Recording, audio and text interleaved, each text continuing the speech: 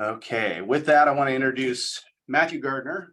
Matthew is Windermere's chief economist and has been for how many years now, Matthew? As well, actually, as an employee, this is my 8th, but I've been consulting economist since, oh my Lord, 1999. Yes, it's been a while. A long time. A long time. Back in 1999, Matthew was the principal of Gardner Economics, and he's got 28 years of experience doing this, both here and in the UK. Matthew chairs the board of trustees at the Washington Center of Real Estate Research at the UW and sits on the Urban Land Institute's Technical Assistance Panel and is also an advisory board member for the Runstad Center for Real Estate Studies at the University of Washington, where he also lectures in exactly what he's doing tonight, or part of what he's doing tonight, which is real estate forecasting. So that's what we've got you here for, Matthew. I'm excited to hear from you for, I think, our 4th year in a row. And with that, I'm going to make you the host here and turn it over so you can share your screen and tell us a little bit about what's going to happen in Skagit and Snohomish counties and Washington overall, I guess. I will do that, but you still have to. Here we go. Now I'm host. There you go. All right. So, well, good evening, everyone. Hopefully, you're all doing well, and thank you for taking time out of your schedule to come and listen to me talk tonight. It's fascinating to hear. We're looking through that survey, what you think is going to happen with pricing. We'll talk more about that a bit later on, but it's always fun to get some idea as to what other people are thinking, so it's not just me. All right, so if you've heard me speak before, and I'm pretty sure many of you have, you know, I like to take a bit of a top-to-bottom approach. We'll talk briefly about what's going on in the US economy, because that is important. We like to think here in the greater Puget Sound area, we're special. Well, yes, we are, but we still have to walk to the beat of the same drum as we do as a nation. Then we'll break it down, what's happening in the Mount Vernon metro area.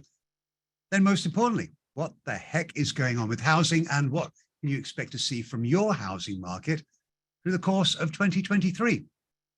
So that's being said, let's get going. This first slide, I think, is just extraordinary. And I probably think that because I'm an economist. Anyway, here's what it is. 5.3. What does 5.3 mean? There's 5.3 million more job openings in America than there are unemployed people. Everyone's unemployed, and to fill up all those jobs, so they each have almost basically 2 jobs to do it. So we have a massive labor shortfall. Why? Well, very simply, at the start of COVID, a lot of our more mature workers, they're like, heck with this, I'm out, and they retired, and they left the workforce. That was certainly a very significant number, but there was as significant a number of our younger workers who, quite frankly, looked around and said, what do I do? And they had an early midlife crisis. Okay, I'm going to become an author. And they left the workforce as well, and they've not come back. So it is a remarkably tight labor force. So the problem with that is that companies want to grow, want to expand, want to hire people back that they lost through COVID. And people are saying, no, they can't find them. So when that happens, well, what do you do? That's rather simple. Whoops. This is what you do. You pay them more. And here I broke down people who work in the country, excuse me, into high, mid, and low-skilled workers. High-skilled workers, professional business services, doctors, nurses, these kinds of things, down to the low-skilled, which would be leisure and hospitality, is by far the biggest component. And you can clearly see here, I mean, from 6% annual wage growth for high-skilled workers up to almost 7% for low-skilled workers. It is a huge number. This should, quite frankly, be running around that 3.5%, 4% maybe, not 7%. But that's a problem most businesses have got. You can't get people to come back to work. You've got to pay them more. Now, because of that, do you think that paying people more is inflationary? Well, you would be absolutely right if you said yes. Companies are not prepared to take on that extra expense. They're going to pass it on to the end user. So whether it's us going out to a bar or a restaurant, yes, we'll pay more for our steak or more for our cocktail. To a hotel, the room rate's going to be more expensive. So that is inflationary. So when we talk about inflation, and this is the core rate of inflation, it is still remarkably high. And that we all know why, because of the pandemic. But it's also my forecast going through the balance of the year. We're going to get the January number out middle of next week. So I think it's going to be quite a good one, as in it's showing it dropping. But what we are in a situation is that we saw inflation go rampant for a while. It can go up very quickly, but it's always very slow to come down because prices are what economists call sticky on the downside. They can go up very quickly, takes a lot longer to have them come back. And because of that, well, we have the Fed. Federal Reserve. I blame them for everything, literally. I blame them for my kids' bad teeth, or you name it. But the Fed have what's called a dual mandate, full employment. Well, we added 517,000 jobs in January. By the way, don't believe that number. It's a bit fake, but I'll talk about that if you ask me later on. Unemployment rate at 3.4%, the lowest we've seen since the 50s. So they can tick that box. But the other part of that dual mandate is what they call price stability. That is stable inflation at a long-term average of around 2%. So you look at this, significantly higher. And this means the Fed have to do something about it. What are they doing about it? They're raising interest rates. Now they can actually only raise, believe it or not, one interest rate. It's called the Fed funds rate. The federal funds rate is one, it's basically the interest rate that, the overnight interest rate between banks. Banks lend money to each other. It's one thing they can control. And you can see here on the left, very stable, basically zero, coming out of the Great Recession. Economy started getting a bit heated in 2016, 2017. They started raising it, sensibly so. Well, then the pandemic came along, dropped back down to zero. But oh boy, wow, are they raising it significantly. And I think they'll continue. They've got a meeting next month and they'll raise it another quarter point. Then that is when I'd like them to stop, but I don't think they will. I think we'll likely see another quarter point on top of that. But here's the problem. The Federal Reserve want to orchestrate what's called a soft landing, as in slow the economy down enough, bring inflation down, at the same time, not do too much that it sends us over the precipice and into a recession. Problem, they're really bad at it. They've got it right 3 times in history, going back to the 1950s. And I think they've probably got it wrong this time as well. In my opinion, they should have been raising interest rates a year ago, but they weren't. They took far too long. So historically, they wait longer than they should, start raising rates, and then they continue raising them longer. And it's because of that a majority, not all economists, but a majority of us believe that we are going to have a recession this year. Now, I can say recession, do not panic. It's not 2007. It's not 2000. It'll be a lot like 1990. A very modest decline, but a decline all the same. And this is my forecast for GDP. 2 negative quarters is a recession. Now you can say, well, hang on, didn't we have one early part of 2022? Well, that was kind of a fake one. It was really, quite frankly, COVID driven more than anything else because of the Omicron variant. But this is actually going to be a real one. It might sound bad, and it is possible that we might skirt it. We might actually get that soft landing. Now, my colleagues over at Goldman Sachs, they believe there's an 85% chance we'll have a recession. My other colleagues over at the Conference Board, well, they think there's a 15% chance of recession. We're economists, we can never agree on anything, but more than likely, we are going to see a modest downturn later on this year, which will be fine, but it will mean we're going to lose some jobs. Now, I should probably explain what this means to you. That 192 number that you see right over here, that means we should have added an average of 192,000 jobs per month in the quarter. Then, of course, you can see it turning negative towards the latter part of this year. And that's very normal. There's a bit of a lag time when you have a recession.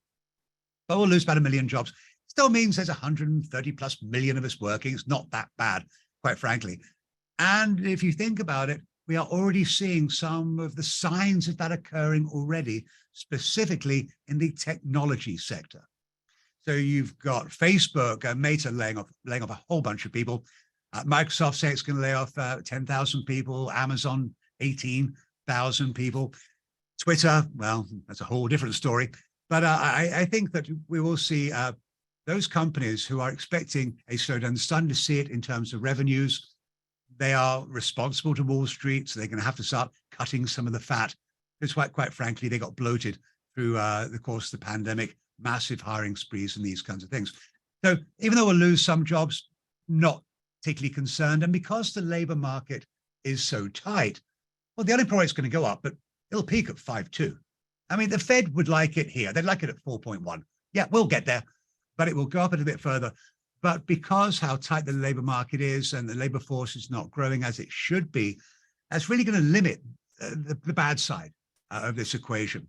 Now, most people say around 4.5%, give or take, is considered to be a stable economy and almost full employment. So we're not going that much higher than that. It'll start coming back down again later on next year. So big picture, what do I think? The Fed knows what they think they're doing, and they're willing to push it further. More hawks than doves in the Fed, which meaning there are more that want to keep on raising interest rates rather than pulling them back. And so most of us believe that we will have a modest contraction later this year. Eventually, they'll figure out what they were doing. And when they do, they'll start reducing interest rates in the second half of this year, which, well, we'll see how that plays out. But I believe that will be the case. Yes, unemployment rate will go up, but really not that bad if it peaks at 5.2. But there is one thing that does scare me to death, and it's this: the debt ceiling.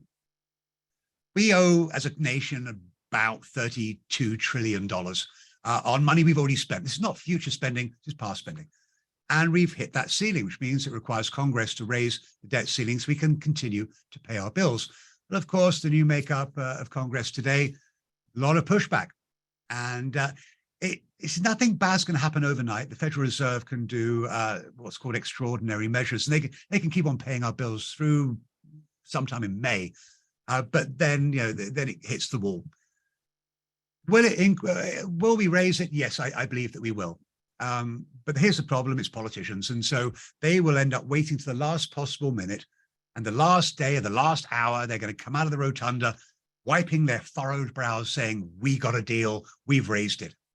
They could raise it tomorrow if they wanted to, but they won't. So there's going to be a lot more in the way of theatrics, I think. But it is concerning, mainly said for economists, what would happen. And if we did not pay those bills, very, very, very bad things would happen. It should happen, really, academics should know about it on paper, should never happen in reality. So we'll be keeping tabs on it. You'll be reading a lot about it, I'm sure, over the next several months. Don't worry too much. I'll be worrying for you, but it's something I will be watching. So nationally, that's what's going on. Let's look at the state now. Well, here we're looking at jobs lost to jobs recovered because of COVID. And you can see Mount Vernon halfway down. Obviously, most of the jobs in the state were lost in Seattle. It lost 222,000, but it's got all of them back and a few more, as you can see here. And there are several metro areas. Tacoma's one, Spokane has, Olympia has, Kennewick, where else? Yakima has, which is interesting. Wenatchee, Walla Walla, and Longview that have got all the jobs back they lost. Unfortunately, Mount Vernon isn't quite there yet. Now, you are certainly not a big economy. A lot of your employment actually comes from outside of Skagit County, both north as well as south. So is it something I'm particularly concerned about? I'm not, but you're slowly getting back there. It's going to take a bit of a while to do that. On the unemployment side, right now, we see data through December. Excuse me. Your unemployment rate's at 5.1, not bad at all. Obviously, here in Seattle, significantly lower, but even then, 3% sounds remarkably low. It has been ticking up by a couple of tenths over the last couple of months, again, mainly because of technology. Yakima's a strange one. It kind of always defies logic when it comes to the unemployment rate. It's certainly higher than you'd like to see it, but that's mainly, quite frankly, because of agricultural workers. Now, in your area, well, this line just shows you jobs over time, going back to 2012. Started a bit north of 44,000, got up to about 53,000. And you spot the pandemic? Well, there you go. Dropped down very, very significantly. Back up, but you've yet to see a full recovery. You're almost 2,000 jobs short of getting there. So if you look at it in this way, it's a different way of addressing it. This looks at jobs lost to jobs recovered. As across the country, leisure and hospitality, bars, hotels, restaurants, biggest losers, which you were as well. No, you're down by only 200 jobs, not bad at all. Government employment, again, is still down.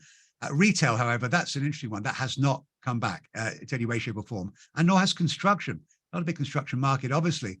Manufacturing, about the same, and transportation, utilities, that actually is a sector across the country, has done remarkably well. So you've still got a ways to go. You're getting there, but it's just taking a little bit longer than you'd like to see. And because of that, if I'm forecasting out, we have unemployment numbers through December. Actually, the employment numbers, end of the year, they're always terrible in terms of the lag. We've only got them through November. So this is my forecast for last year, or one more month of last year and this year. You're not going to lose jobs, but you're not going to add that many either. And you might say, well, hang on, we're still short. Why aren't we adding more? And that would be a reasonable thing to say. And this is the reason why. I mean, your unemployment rate, that's 5.1, not bad. It's notched up a little bit, but the labor market is tight. And so even if we do have a recession, I don't expect it, because you've still got to get some of those jobs back. It'll pop up maybe 5.4 at its peak. But here's the most important reason why. Your labor force. Going back to March of 2020, we all know what happened then, COVID. Right now, your civilian labor force, as is people out there of working age, there are 112 fewer people last month, or actually in December, than there were before then. So we've really seen no labor force growth. It was kind of getting a bit better through 2021 through the recovery, but it has been dropping through most of 2022.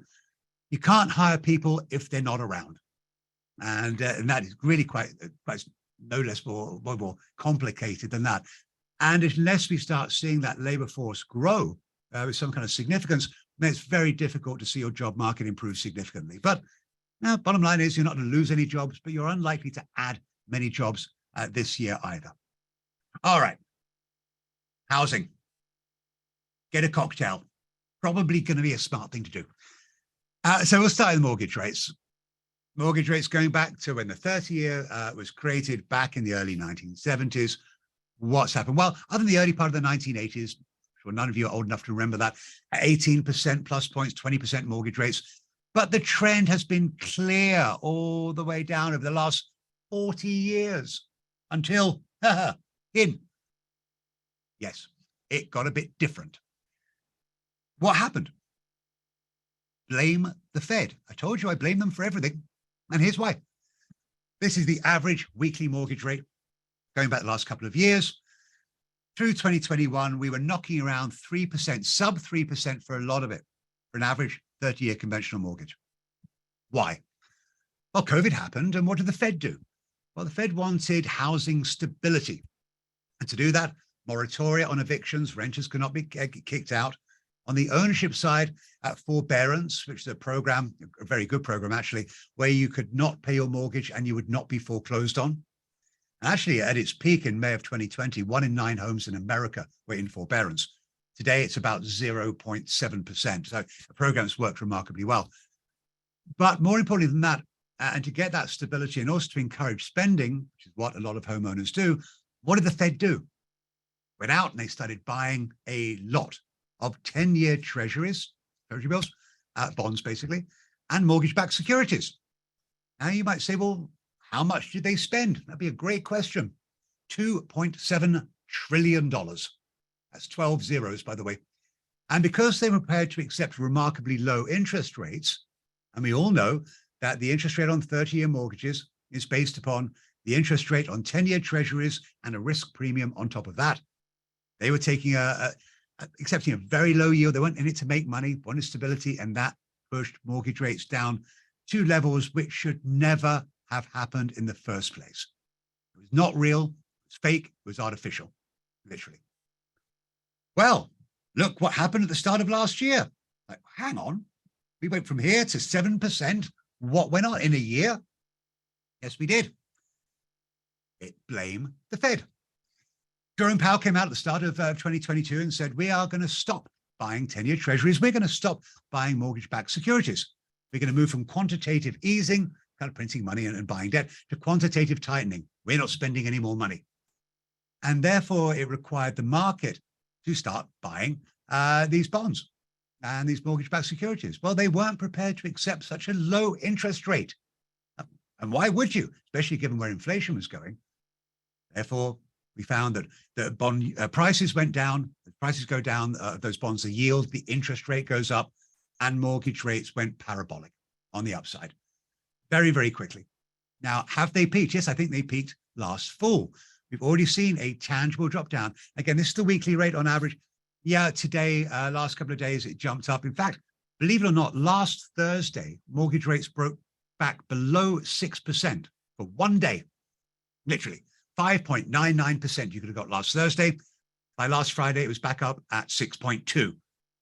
What happened there? Well, the job numbers came out on Friday. And because they were so much better than people were expecting, then there was a concern the economy is not slowing down. Therefore, the Fed was going to keep on raising rates or keep them higher longer. Mortgage rates jumped by 0.2% in one day. And so far this week, they've jumped another 0.2. I think we're close to 6.5 today on a 30-year. However, my belief is that we have seen a peak in 10-year Treasury yields. As my forecast, where we are now by quarter going forward, they're going to start trending down as the economy does start to slow, as we start to enter a period of contraction. That means ultimately what will happen to mortgage rates. My forecast by quarter for the year, they're going to drop. We'll be down closer to 5 than 6 by the end of this year. Now, I'm not sure about you, but I think that's a pretty cheap number. I really do. And most people would agree with me, apart from millennials. Millennials were an interesting lot. Let me give you one little snippet of information about them.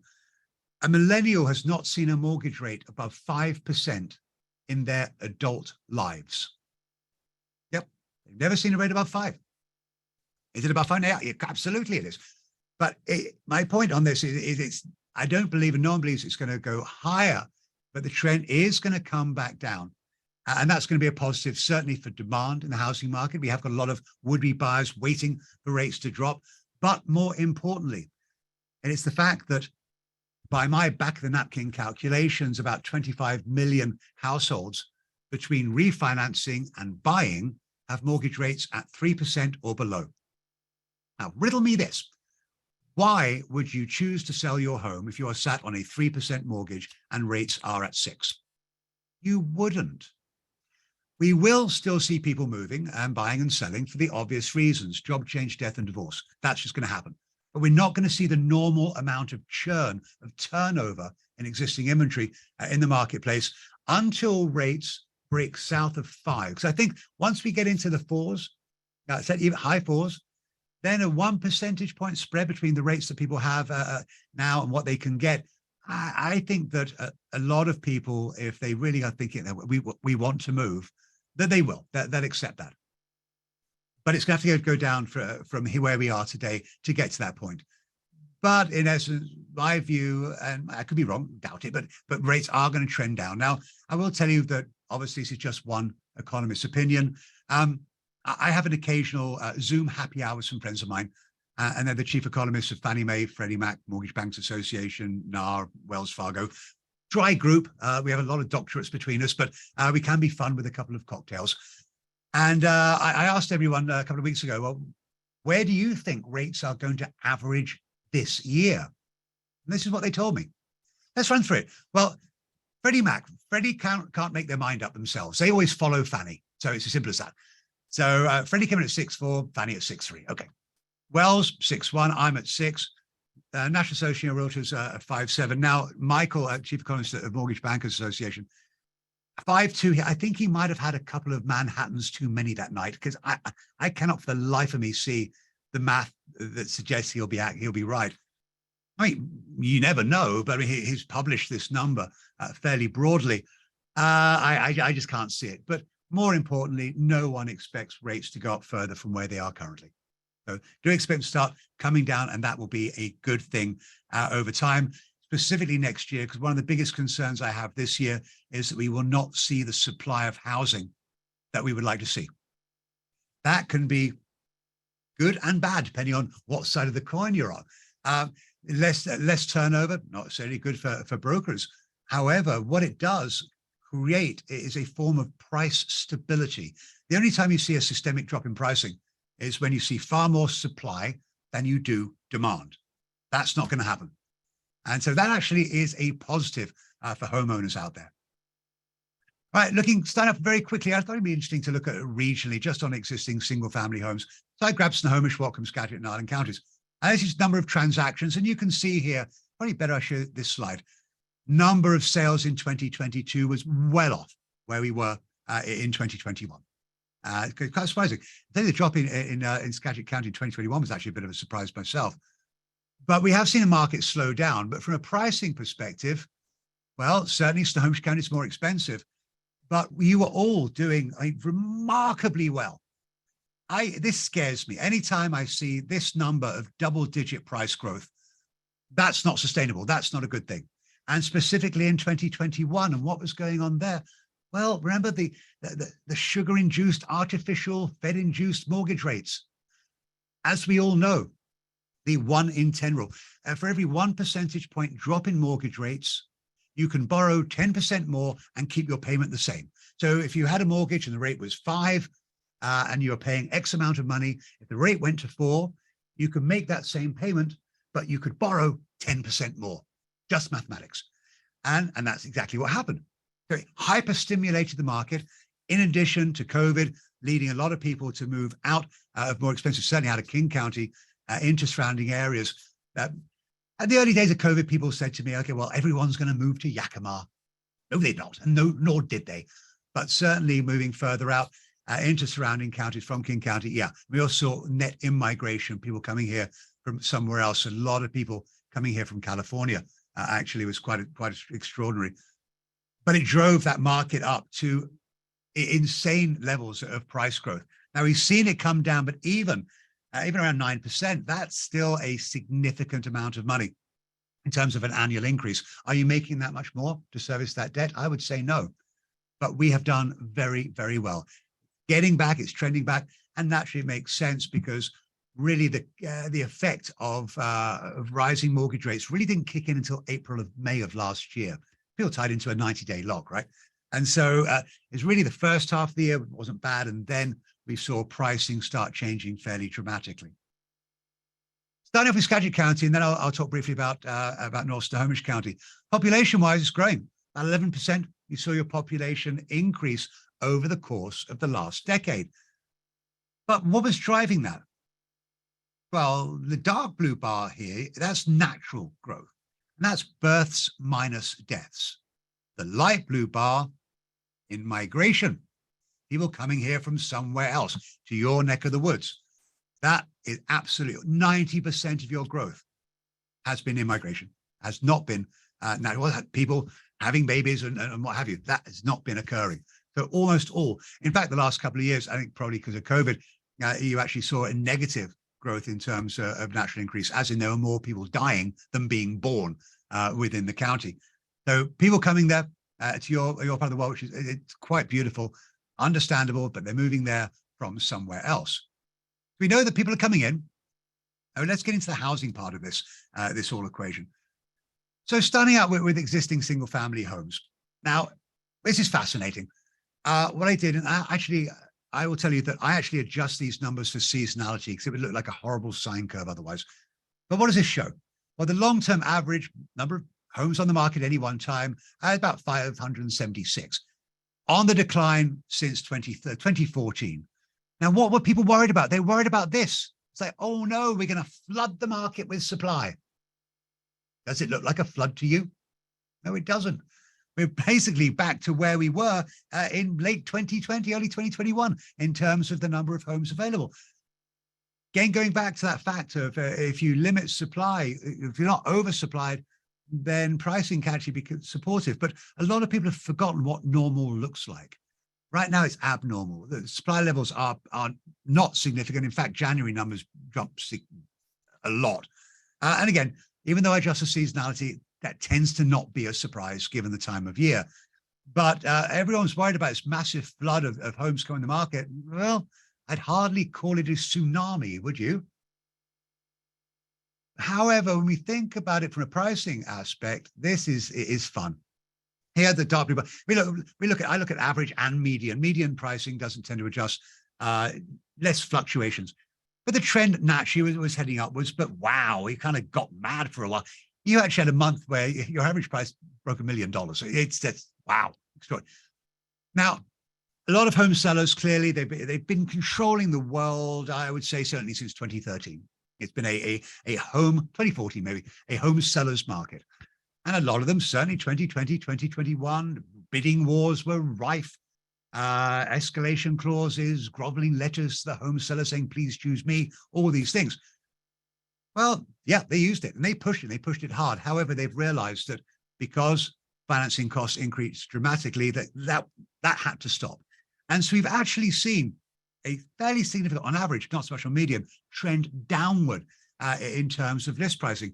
Did pop up in January, but look at that. I mean, the average from peak is down over 25%. Median, again, median is less frenetic, is down over 9%, still significant. If list prices drop down, what does that do to sale prices? Well, the price growth, that has to pull back as well. It's just mathematics. And so we are certainly finding homeowners being, in general, less bullish and understanding it is not the world today that they saw back a couple of years ago. Sales, interesting. You were down by over 11%. However, look at the long-term average, still well above it. My long-term average goes back, I took it back to 2006. So, yeah, is this demonstrative of a market falling apart? I don't think it is. I think you could have done more if there was more out there to buy. And so my job is to try and find bad things and try to identify trends that could lead the market down for a longer period of time. It's just very hard thus far to say, yeah, I mean, what's bad with this?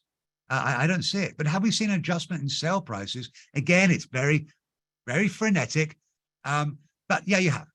I mean, we're down on year over year by what, 12% average, almost 9% on median. However, from the peak, that weird part in the mid-April, May of 2022, well, sale price down over 22.5%, almost 18% below that peak. The adjustment has been made, and it's very clear. And is that a bad thing? I don't think it is, but I'll explain why I don't think that is shortly. But it is interesting. I tend to look at how the world looks at how much a home sells for relative to its listing price, but not its current listing price, the original price. The price when they thought, yeah, we're going to get whatever that amount is. Oh, it's changed. Right now, buyers are certainly negotiating. There's no doubt about it. Because you had those times in 2021, 2022, you're selling above list, but now you're about 4% below. And that's in January. So we have seen that shift down. And therefore, I think now, I would say from the broker's standpoint, accurate pricing is going to be remarkably important. I mean, there are home buyers out there, but they are constricted relative to their ability to buy unless they're coming from downtown Seattle because of financing costs being that much higher. So getting it right, houses will still sell, but we are definitely coming off the peaks that we saw the last couple of years. Now, you may or may not have heard the term housing recession bandied around a few times. Very quick story on housing recession. It actually was, who came up with that? A friend of mine called Ali Wolf, and Ali is another housing economist. And she was on I think she was doing CNBC. She's actually talked about new construction, not the whole market, but she mentioned it. Well, you can Google that clip. And if you do, you'll see her sat there in studio and her phone's by the side of her. You start seeing her phone light up. That's me phoning up. I'm like, hey, Ali, it's Gardner. What the hell are you saying? And I say it honestly, because you mentioned housing recession in the same sentence. People immediately go back to 2007. We're back there all over again. Is that the case? No, it is not the case. It's not a housing recession. It's what I refer to it as a housing reversion. What does that mean? Well, let's look at this. So what I did is I took sale prices on average over time from 2012 until 2019, ran a trend line out, and then overlaid that with pricing from 2012 until now. So can you see when the Fed started to drop interest rates, all of a sudden you were getting wackadoodle way off the trend line. You're reverting back to it. Now you say, well, we're down below it, so everything's fine right now. Well, not 1 month does not a summer make. I think that could change. But it does mean ultimately, are you going to see some further price corrections here in your market this year? I think you will. Am I worried about it? No, I'm not. Again, I'll explain the reason why. But you are trending back, and that makes sense. But put it this way, have you all done well if you've owned your home for the last few years? Yeah. Right now, over 63% of you owners in Skagit County with a mortgage have more than 50% equity in your homes. And look at this. Haven't just when the Fed started playing with rates, you were down about, what, 37, 38% maybe? And it went up to, actually it has come down last quarter. Now this is through Q3. Q4 numbers I should get in the next week or so. I do expect it to pull back a bit further from there. But still, I mean, you have done remarkably well. All you're really doing is giving a little bit back to the market. And that I think is okay. Now, if you look at months of inventory, we basically divide existing inventory by the number of pending sales. Is it a buyer's market? No, imbalance, yes. Although what we did say, we're trying to get back to equilibrium, but the number of listings in January was horrible. So it pulled down just to technically a seller's market. But it's trying to get it back into balance. And I think that you will. But it's going to take a little bit of time. But it's taking longer to sell. 47 days. Yeah, but you've got to go back to March of 2020. Why is that important? Real estate brokers weren't allowed to sell houses in March of 2020. It was the 1 month when it was not considered an essential industry to actually shut down for a couple of weeks. So it is taking a bit longer. Again, it does talk to accurate pricing being a good thing. Investors in the market, a lot of people are saying, well, hang on, investors are buying and that's sucking things up and creating a false market. You're not really at all. You had one quarter in 2021 where over 5% were investor sales. It's really not as big investor market, quite frankly. And so we have seen a lot of investors in single family homes get out of that business, mainly because of the moratoria on evictions, but it's a different tale. So you're not big, you can't really blame investors for it, but a lot of cash. Pretty much 3 out of the last 4 quarters, over 30% of transactions, 30% were to all cash buyers. That's a huge number. Here in Seattle, it's about 20% is our normal. Some markets are 22, 23. So it is a very significant number. Again, if people more than likely going out of more expensive areas and paying all cash. We talk about numbers and statistics. It is kind of interesting because you've got to be very careful how you do it. And why do I say that? Well, reporters do like to tend to cherry pick the numbers. And so we all know that come April, May of this year, knowing that April or May of last year was the peak sales price, then the Times and all of these papers are going to say, well, the price was X in April or May of 2022. It's this in April, May of 2023. The market has collapsed. Can't do that. Housing is not fungible, meaning it's not easily tradable, unlike a stock. So you have to look at it over the longer term. So I thought it'd be interesting for you guys to, I put the numbers in a slightly different way to show you. So if you look here, if you take sale prices, median sale price in December 2021, median sale price in 2022 in these different market areas, other than Burlington, well, Burlington was down 21%. Cedar Woolley was down. Lacona was down. And of course, a small market, weird one. But you can see these negatives. And again, they're going to pick up on that. However, what happens when you look at the average, median price for the whole of 2021 versus the whole of 2022? Well, all the blue goes away. And so do expect that later on this summer, the media is going to be very adamant about how the market has collapsed. And I disagree with that. I really do. You can certainly cherry pick the numbers all you like, but I like to look at it on an annual basis. Now, to do that, which I have to do when I'm doing my forecasting, what's happened to prices over the last several years? Well, 2021 was a kind of a banner year for you guys, 20% price growth. Dropped down to 8% last year, and this is my forecast for this year. Now, you can say, oh, no, prices are down. You're giving, okay, so let's look at the last 3 years. So that would be 20, 35, 40. Price has gone up by almost 47%. And you're going to give back maybe 4. Is that bad? I'd say no. Again, it's that reversion. Sale prices in 2023 will be significantly higher than they were in 2021. Not as high as 2022, therefore it's a negative, but higher than they were the year before. It has to happen. Has to be that reversion. Anyway, modest. And what I do expect to see in general is we'll see a further softening in pricing in the spring. Then we'll see stability going into the summer. Then I believe late summer, well, mid to late summer, we'll start to see prices going up again. But as they do, they're going to go up at a far more rational, far more reasonable pace. And reasonable is good. Reasonable, you can continue over a prolonged period of time. And certainly, if it's going to be, if only wrong, if mortgage rates come down a bit quicker, then the pace could pick up a little bit, not faster, but earlier will be the case. I still think we have buyers who are waiting for prices to drop further or rates to drop further, or ideally both. So all you're doing is giving a little bit of that equity back. All right, so that's resale, new construction. Worth looking at permits. I mean, other than 2017, 2018, 15 years since you last issued enough permits, not enough. I mean, it really is not close. And we're talking about hundreds of units here. And here's the problem.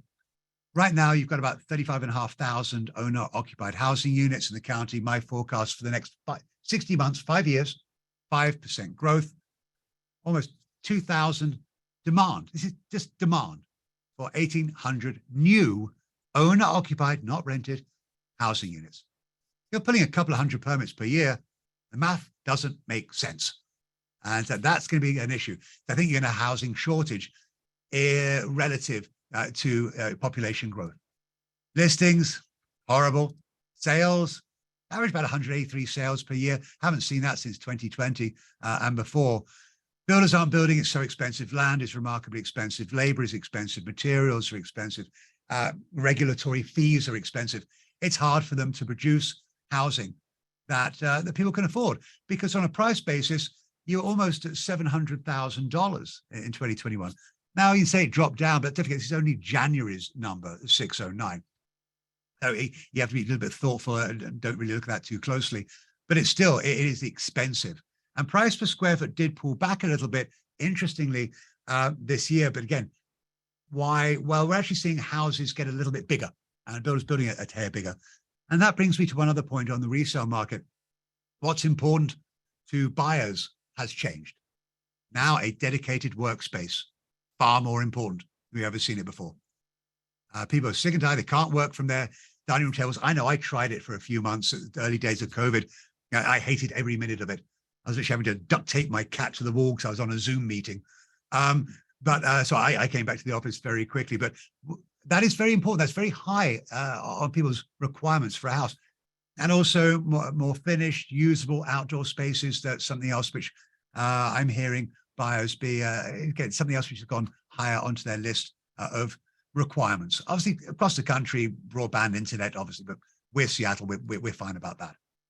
New construction is about 8% of total sales, but the premium has shrunk down. So what's happening is not so much that builders are charging less, but the resale market has increased in terms of price. There used to be a fairly significant, historically, again, going back 12, 15 years, was about a 20% premium for new over resale. Now it's down at 5%. They're trying, but it's more a function of existing homes going up in price faster than the new homes coming down in price. Affordability, however, is something which I do at the UW, and we've been publishing this since 1994. It looks at the ability for a household making median income to afford a median priced house. The last time it was affordable in Skagit County was 2016. 2016, been a long time. And you're well below that now. But that's for all buyers. Looking now specifically at first-time buyers, 2013 is the last time it was affordable. And first-time buyers, I take a deduction on the income, and also they pay 85% of the median house price. So we adjust that accordingly. Very, very hard. And so affordability is, everyone thinks it's a pure Seattle issue. It's not. You have a housing affordability in Skagit County as well. An affordability issue that should be a concern. Okay, now finishing off with North Snohomish County. And again, here I took a couple of market areas, northeast and southwest. You can see here on these little maps. I thought it was interesting to see, and combining those two areas, very similar to a degree of Skagit County. You can see here, big jump in inventory, and then, whoa, it dumped. It really did fairly significantly from above 300 units down to almost 100 drop. So well below that long-term average, not an oversupply, at least not that I can see. List pricing has ticked up. That is interesting. It has adjusted, certainly, but the last month now, whether it's just some over-exuberance of listings coming on early in January, time will tell. So list prices are up year over year by 16 and 17, or 17%. So certainly there is an expectation the market's going to be pretty robust. And again, you're down 21%, but 4% below 2019. But again, still well above that long-term average. Market collapsing, don't see it. But on sale prices, this is interesting. If you look at these, because the closer you get with average and median, sorry, I'm geeking out a bit here. It's kind of fascinating. It means you tend to have, it's a market which has less massive outliers. And which is kind of what you see, let's say, down here, because if you look at the average here, it's going to include Medina and Hunts Point and all those stupidly expensive areas. You don't really have those in Northeast and Northwest County. So the lines are pretty tight, but you can clearly see that sale prices have adjusted, down 4%, 4.3 on median. But look at that, they're 17 to 19% below these heady peaks you can see up here. So we have seen some changes there. Sellers market still, yep, that's true. Now, I like to say it's going to get back up to balance, but unless we see more inventory, it's going to be competitive. It's going to be tough for buyers again. And so technically speaking, again, you look at the number of listings divided into the number of pending sales that occurred that month, and it's going to be hard. You're down around 1, which is certainly not balanced, let alone a buyer's market. Taking longer.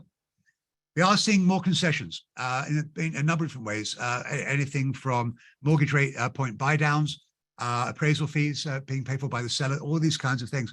They'd be just to try and stimulate that market. And I think that up in that North County, yes, they did very well. In fact, they saw prices appreciate more over the last couple of years than you saw in Skagit County. And it's because of that I think they're going to see a slightly greater contraction this year. How much? 6%. But again, look at it. Look at those 3 years. That would be what, 22, 30, 35, 45, 40, almost 47% increase in price between 2020 and 2022. So you give 6 points back. And again, sale prices this year will be above where they were in 2021, below 2022. So is this a horrendous thing? If it was, I would be screaming it at you, but I just don't see that it is.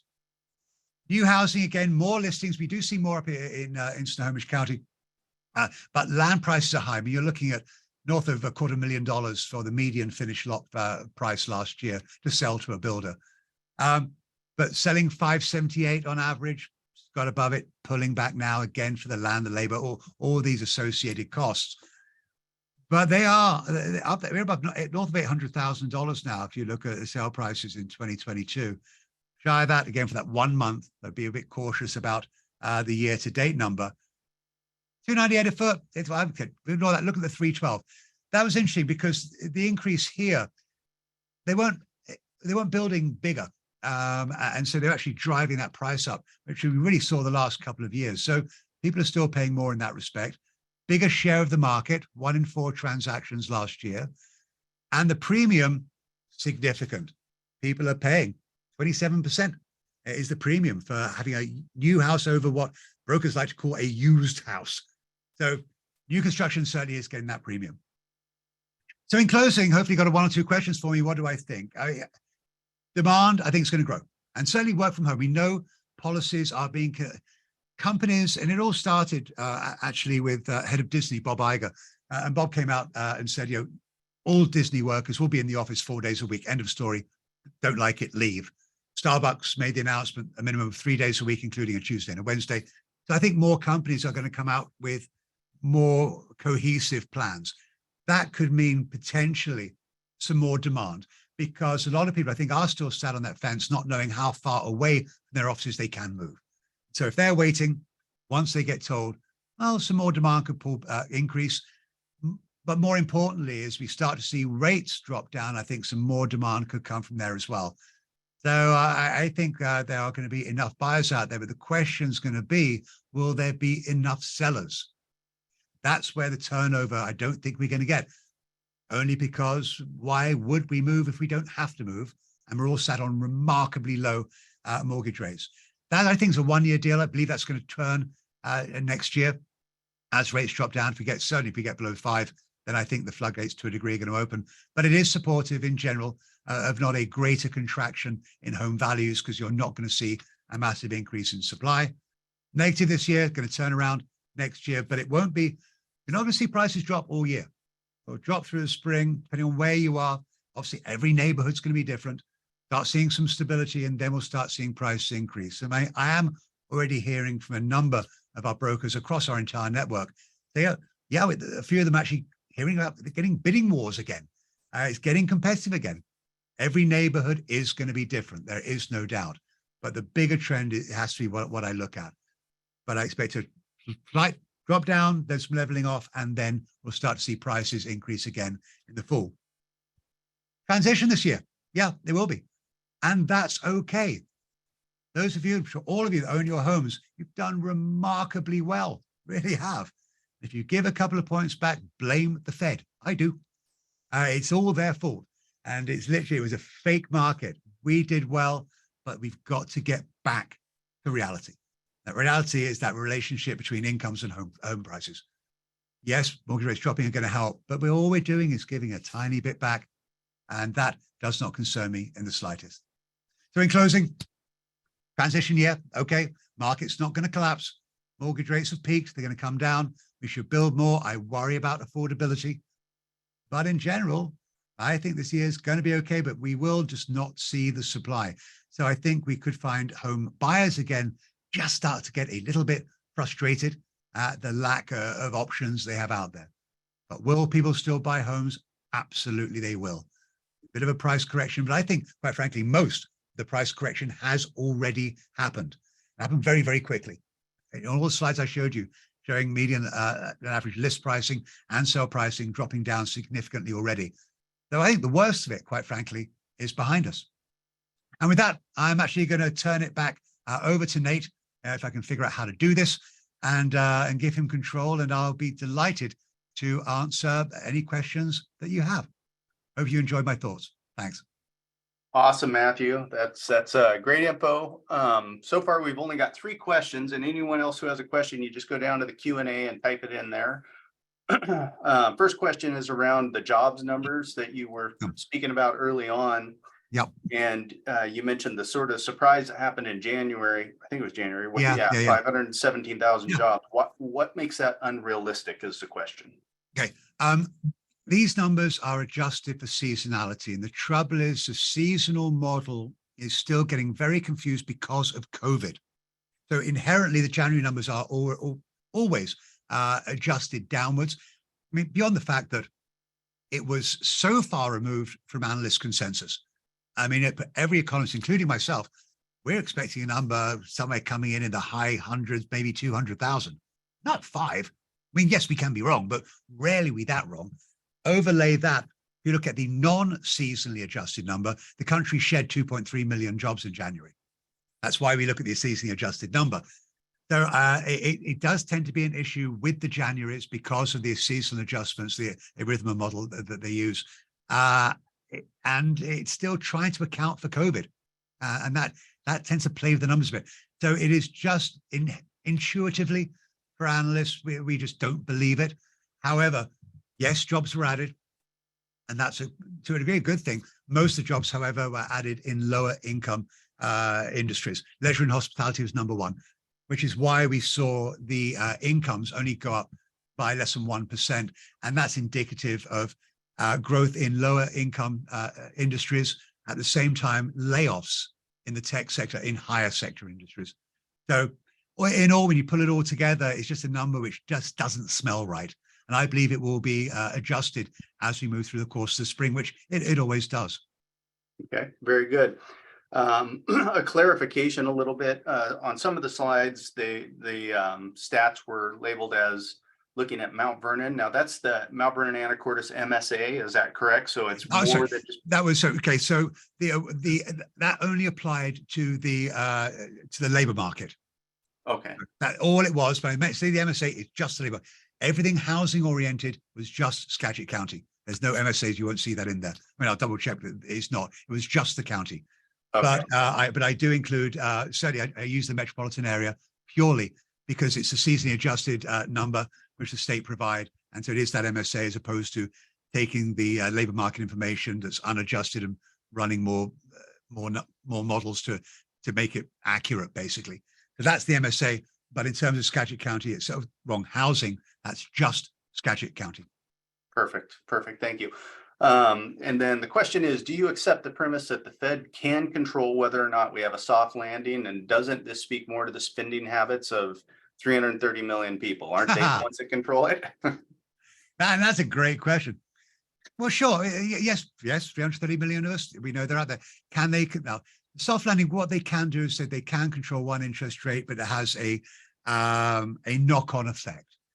And here's how they believe they can control it. Purely because 70% of the US economy is consumption. It's us buying things. Us shop. We love shopping. And so by changing the Fed funds rate, that has a direct correlation to the interest rate on credit cards. And so that's what they want to do. So they want to boost the cost. We love borrowing. And ultimately, they keep on pushing it up to what they're doing. That's the way they believe that they can slow it down. But at the same time, you look at some construction loans, some other things out there, lines of credit for businesses, makes them more expensive. So again, they tend to start pulling back as well. So they certainly can influence it very significantly. But more to the point is that, are we going to start adjusting our spending habits? Well, thus far we haven't. Now, look at the price of eggs, but that's a whole different story. We should be shorting eggs right now. But I think where we're at is that, yes, they can. However, are they good at it? No, and that's where the issue comes in. But quite frankly, we do tend to, if we believe that the economy is going to slow, what do? Well, right now, think about the early days of the pandemic. We were squirreling money under our mattresses as quickly as we possibly could. Because in any period of uncertainty, we do what? We freeze in place. We do nothing. You're like, what am I? Now, we saved up a lot of money. In fact, our checking account balances in late 2020 was at a level that no banks have ever seen before in history. It was extraordinary. However, inflation rising, we've been sucking into our savings, significantly so. So we feel we're fine shopping if we've got a ton of savings out there, even if it's in your money market account, make you 1/10%, which it was back in the day. That's now certainly a lot higher. But we've been eating into those savings. And so as you do that, and as interest rates go up on credit cards, now then our ability to spend, our disposable income level starts to come down. And that's what they are trying to control. Very good. Another question here. Well, actually, just a comment. One of our great builders up here in Skagit County wanted to thank you for pointing out the expense of house construction, how out of line it is. He says it's brutal, but it's not just that too. I mean, that is brutal, but the other thing you mentioned, the regulatory part. Yeah. I mean, so the cost to get your permit and all of that is unpredictability. ridiculous. Yeah. So if you think about new construction, again, very quickly, look at it in 4 quadrants. Land, number 1, right? We're running out of it, period. The urban growth boundaries aren't going to be expanded. There's no political will to do it. You've only got so much, which makes land expensive. Labor. No one's going to vocational schools to become a plumber, carpenter, or electrician. Nationally, there are 300,000 fewer people in the new construction industry, single-family construction, than there were in 2005. Get your head around that one. So that's going to push up labor costs, obviously. Material costs, yes. So whether it be, now lumber has come down, but we still have the Canadian softwood lumber import tariff, copper, steel, aluminum, tariffs with China, PVC pipe, which tracks oil prices. That's expensive. Obviously, oil prices are higher. Exterior paint up 45% year over year, literally. So, and then finally, as you said, regulatory fees, water sewer hookup fees, permit fees, entitlement fees. It all makes it very expensive. So if this builder who's listening today, I'm sure thinking the same thing as I am. I mean, he'll take all those fee sides, put some profit on it, stick it in a bucket, and it'll spit out a number you have to sell the home for to make a margin. But if that number's $1 million, the market price acceptance point is $700,000. Are you going to build it? No, you won't. Did you build it in 2005? Yes, you did. What's the difference? OPM, other people's money. A lot of builders were, not this particular one, but in nationally were massively over leveraged. Well, most builders today across the country, you can borrow 62, 63% of total cost. You've got to have skin in the game. They're being very cautious because of that. So it's hard. And it's particularly hard knowing the fact that we have a tsunami wave of demand coming down the pipe next 20 years from the younger millennials. And then after that, Gen Z. They're going to want to buy homes. But the trouble is builders, like maybe your colleague who asked the question, they know that, but you can't build to that demographic because the math doesn't make sense. So it's got to be horribly frustrating. Yes, agreed. Are annual listing numbers absolute or relative to the population changes? Not sure Listing I number? understand the question. Yeah. Listing numbers don't have any relevance to population. That I'm not quite sure. It's so I mean the actual population numbers come out of Washington State Office of Financial Management, and that's basically their version of the census. Yeah, I think the answer, I think he's wondering the number of listings you showed. I think Yeah. those are absolute numbers. That was the actual number of listings that happened in that month or year. No, they are seasonally adjusted. If I don't seasonally adjust them, then it would look like a horrible sine curve. Gotcha. And that's why you adjust listings. You do not adjust sales, and you do not adjust prices, but you do adjust listing numbers, because I mean otherwise it looks silly, because obviously the massive seasonality that we see here. But even when you do it, as you saw in January, it was a massive plummet anyway. But those are seasonally adjusted. You'll find the seasonally adjusted number you'll see in the bottom left-hand corner of the chart. It actually makes that statement. It'll say SA, which means it's been seasonally adjusted. But that's the only one you do is on listings. You don't annually seasonally adjust sales because it's annual. So there's no need to. It doesn't matter. Gotcha. Great. So do you really feel like the job reports are strong? Aren't most of the jobs unfilled, low skill and low wage type of jobs? And these are not home buyers, but possibly renters. So that's probably a two-part question there. Job report, do you think it's strong? We are strong, but as I said, it was what was the strongest sector? Leisure and hospitality. And we know through the pandemic who was impacted more, homeowners or renters? Answer, renters. Because they were the first ones laid off, because they were in the bar, hotel, restaurant industry. And yes, they do tend to be renters rather than homeowners. And so they're the ones that really got hit the hardest. Quite frankly, I don't know anyone that lost their jobs. Yes, they're all working from their dining room tables, but they were all still working. And so it was disproportionately impacting the rental market.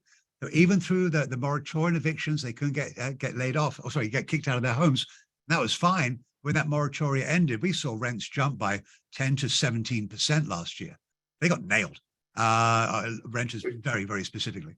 Yeah, this isn't a question, but a comment of my own. It's almost a double whammy on the renter population. Jobs were lost and rents skyrocketed. So correct. Once we got out of the moratorium evictions, yeah. Yeah. And the other problem is, and again, if you go outside the apartment world, what's fascinating is the single family rental market. Again, you could not, if you're a mom and pop investor, not everyone rents apartments. A lot of families are renters. They rent single family homes. Well, yeah, the moratorium on them being evicted applied as well. But here's the kicker. They weren't only not paying the rent, but a lot of them weren't paying the utilities either. 2021. So what happened? Well, the homes having liens put on them. So what did the homeowners say? Heck with this, the market's great. I'm going to sell and do something else with my money. Good for you. I understand that. What that did was to deplete the stock of single family rentals. What did that do to rental rates? Up them. Yep. However, we certainly have seen rental rates soften in the last few months, just because it just got so expensive. But yeah, we haven't seen a depletion in the number of single family rentals, just making it harder. However, renters can only pay so much more. And I certainly think we've reached a ceiling in many markets when it comes to the achievable rental rate. And a lot of areas have seen a 10% drop in asking rents just to get people into those homes. Yeah. Okay. When do you think construction job layoffs will begin to happen? Will they? I mean, isn't that a place that's... Yeah, right now in the larger markets, you've got to be careful. Certainly in Skagit County, your job base is remarkably small.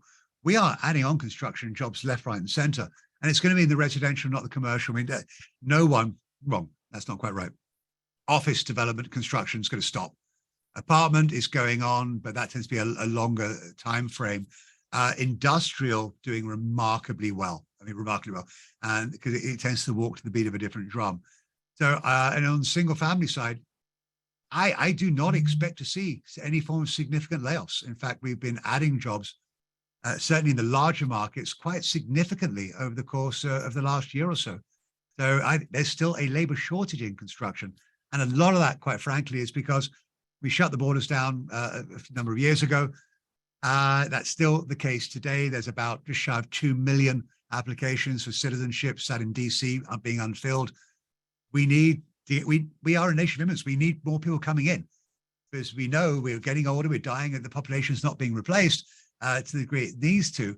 But certainly a lot of those people in construction, certainly in the construction labor, there's a shortage of them.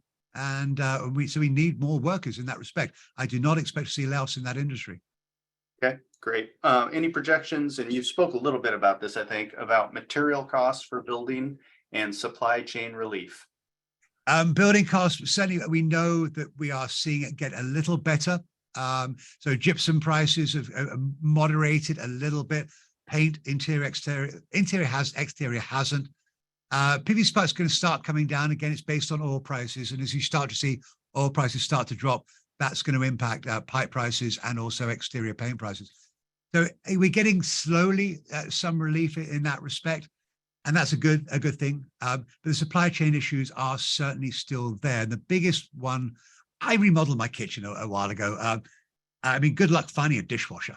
It's ridiculous. Why? Well, semiconductors, computer chips go into everything these days. And as far as the refrigerator, I mean, what I paid for it, it should be driving me to work, not anything else. But the problem we have there, certainly with computer chips, is the rare earth metal and gas which go in to make them. And there's two countries who are the biggest producers of them globally. Everyone tries to blame China. China's the one that puts it together. But what are these two countries? One's Russia and the other one is Ukraine.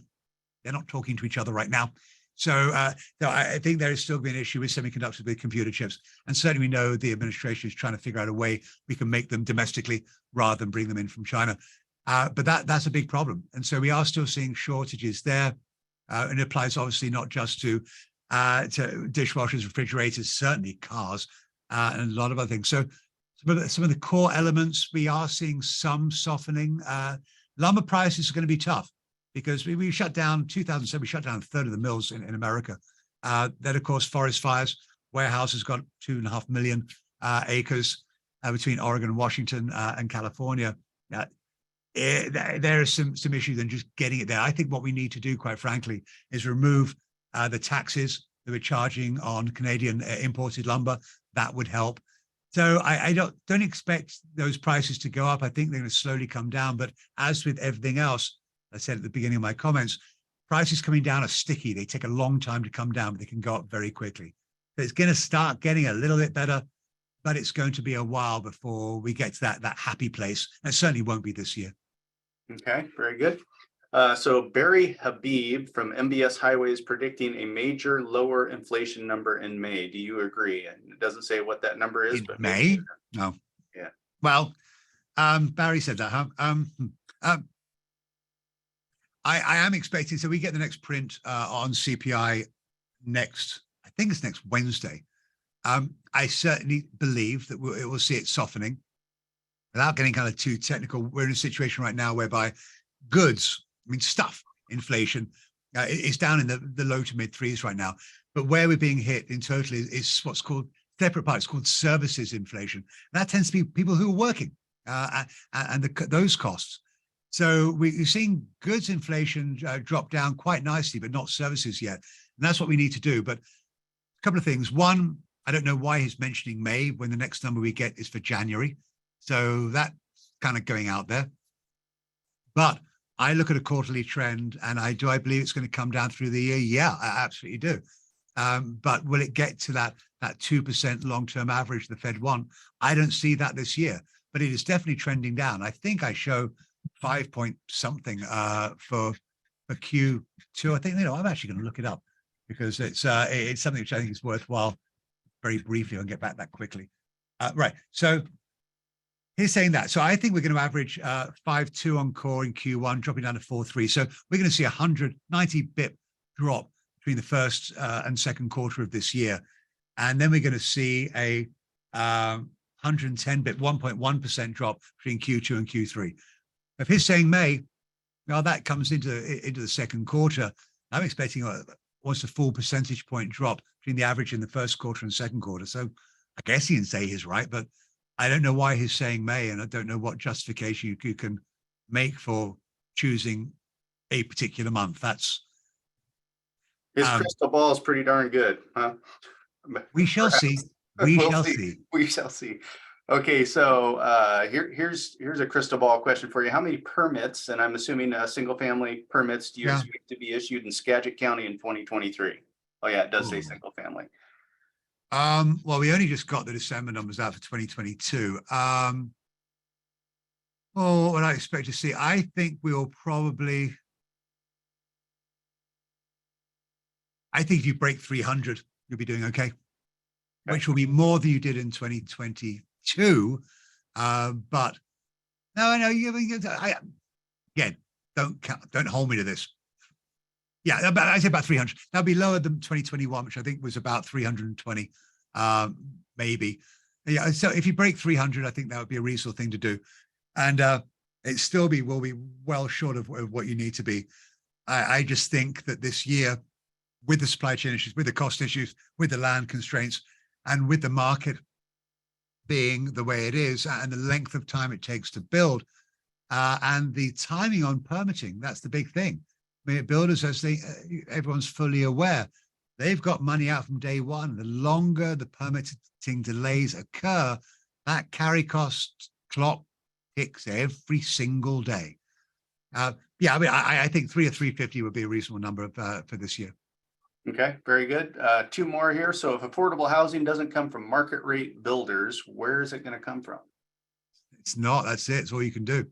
So there's two different parts to this equation. One is low-income housing, people making less than 50% of median income. The state tends to take care of that. And we know that Jake said, I sit on his board of advisors. He can throw money at that, and he'll be doing that this year. And those are people like Lehigh, Bellwether, Plymouth Housing. They're great, amazing people, and they take care of that world. But where my concern is it housing which is affordable to households making 80 to 120% of your median income. Those are your nurses, your firefighters, your teachers, your administrative assistants. These are people out there, and they are very important, and they are, for the better part, being priced out of the market. And that's where I think that demand is going to come from. And how do you address that? It's going to be hard because you can't really adjust land values. The only way you can do that is if your cities in Skagit County, the county, potentially any state-owned land, PUD-owned land, well, do a contract rezone, you can start building potentially, but you get a lot of pushback from blue-collar industries if you do that. But that can be done. But in terms of the balance of the land that you have, it's going to be very hard for that to be one made available to at a price which makes sense. You can't really play with construction labor. That will be what it will be. The market will set that. Materials, again, you really can't play anything with that. You can't adjust that. What you can adjust are regulatory fees. And that's the amount that you pay your cities and the county for permits and everything else that money they want from you. Are they willing to give up that revenue? I would say no, they're not. But that's the one. I can't say it's low-hanging fruit. I think the low-hanging fruit is actually land that's owned by the public sector, not the private sector. That, I think, is the low-hanging fruit. But you can say, if you take less and we can build more, then are they willing to take that loss on revenue? Probably not. But I think it's going to be an issue. And increasingly now we are becoming the haves and the have-nots. And that's a concern because we are pricing almost an entire generation out the marketplace. I was giving a speech last week in Boise, Idaho. I could have bought a house in Boise in 2019 for $250,000. Today, the house is $650,000. And you've got families who've been there for generations, the assumption that little Johnny and Jenny at the right age will be able to afford to buy their first home and away they go. That dream has died. because of what happened through the period of COVID. As a Zoom town, price being bid up by out-of-state people coming in saying, wow, you're so stupidly cheap. Not saying it's happening in Skagit County, but I do wonder, are you becoming increasingly more elitist and just forcing people out further, or just making them forced renters because of the fact that you can't produce housing that they can afford? And I mean, I'll end with this part, and this is a national number, not a local one. It's still my number. The median household wealth, by my calculations, of a homeowner house in America today is about $330,000. The median household wealth of a renter household in America today is $8,000, where a vast majority of Americans create their wealth. Yeah, that is just crazy. That's a crazy statistic there. It really is. It really Okay, is. last question for you, Matthew, Sure. then we'll let you get to your evening cocktail. With mortgage Yeah, rates I wish. stabilizing, will points paid up front have a more significant impact on buying down rates in 2023 than we saw in 2022? Is that going Yes. to be the answer? Yes, it will. Absolutely. I mean, I think that motivated home sellers are looking at different ways now to encourage buyers to come there. And certainly we've seen point. Funny, I was giving a speech a couple of days ago to say, well, are we finding home buyers now kind of taking on that debt as he did back in the 80s, right? When mortgage rate 18%? Of course they're not. It doesn't work at this level. But certainly point buy downs, that is something which can be attractive to a home buyer, certainly. Is it prevalent? No, it's not. More we're seeing, we'll take care of appraisal fees and various other things in order to attract that buyer and get them locked in. So I think that certainly home sellers are understanding that the world around them has shifted. And the bottom line is, for a vast majority, they've made a ton of money on their homes. And if they really are motivated to sell, then you're going to give a bit up, and so looking at unique ways of doing that, I think is very, very smart. So yes, we are seeing it. But I think as we start to see rates come down, as we will do through the course of the summer, then again, I think that becomes less of a thing. The only way that could change is if we see a massive increase in supply, and I just don't see where that's going to come from. Yeah, well, I agree with you there. That's good. Yeah, I agree with you all the time, Matthew, Oh, about please. virtually everything. So Very kind. I want to thank you for coming again year after year and helping us understand the local market and the national market. It is super helpful. We appreciate you. And I want to thank everyone who joined the webinar tonight out there, clients and agents. When we end it, you'll probably get a quick 3-question survey to see if this was helpful to you or not. Please fill it out. Go ahead, Matthew. I will say, by the way, that Nate, you'll be getting the slide deck tomorrow.